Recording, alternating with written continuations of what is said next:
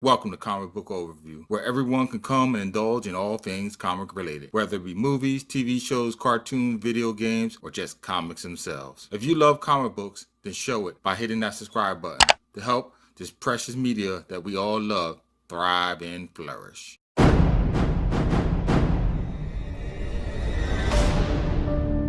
Oh my God, of all the books in the series, this one was the most intense by far.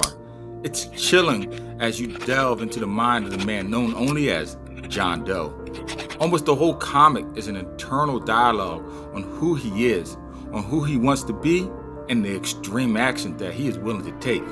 Similar to Buffalo Bill in the Silence of the Lambs movie, he is transforming himself into something else, becoming an idea.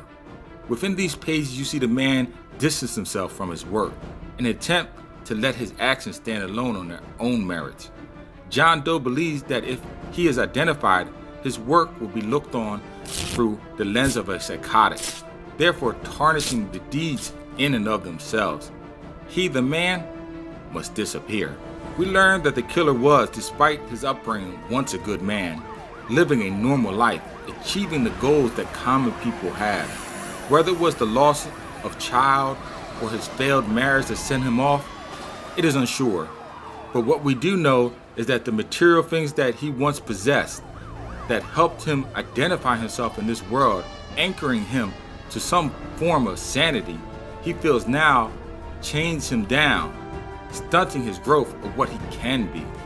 The law degree, the tattoo showing that he was once in the military, or a rock that he is tethered to, causing him to sink.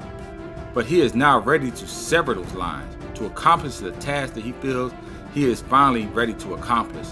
In these last days, John is reinvigorated with a sense of purpose.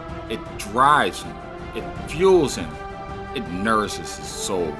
It is with total clarity that he sets out on accomplishing these goals while still on earth in these last few days, even likening himself to Christ, stating, "This is my body, eat of it. This is my blood, drink of it." It is only by examining his work after he is gone that we as a society will gain a sense of understanding of our true nature and turn from sin. But in these pages, John Doe explains that even though he hates this world and its sinful nature, he himself is not above it. In fact, he is consumed by the sin of envy. Deep down, he longs to be like Detective Mills, with a promising job, a beautiful wife, and a family of friends that care for him. In the end, John Doe wishes to be a normal man. What he truly desires is that he wishes he was a functional man, a productive member of society, one with a compassionate wife and loving child. But he knows that he can never have that life because he can never be that man, and it leaves him envious. Now, all the self-mutilations John Doe did to himself may seem crazy. It reminded me of something Christians have been doing to themselves for years. The pulling of the teeth, flaying of his own tattoo, and removing the skin off his fingertip reminded me of the Christian practice of self-flagellation. The practice of whipping yourself, mutilating the flesh in an attempt to become holy, even though these acts must have caused him great pain. I believe these deeds at the same time caused him great gratification, as the self-inflicted torture showed his devotion to this cause, therefore giving it his everything. With all this said, I give the ranking of 3.5 out of 5, a very good read, halfway to great, and a ranking of must-read for any fans of the movie.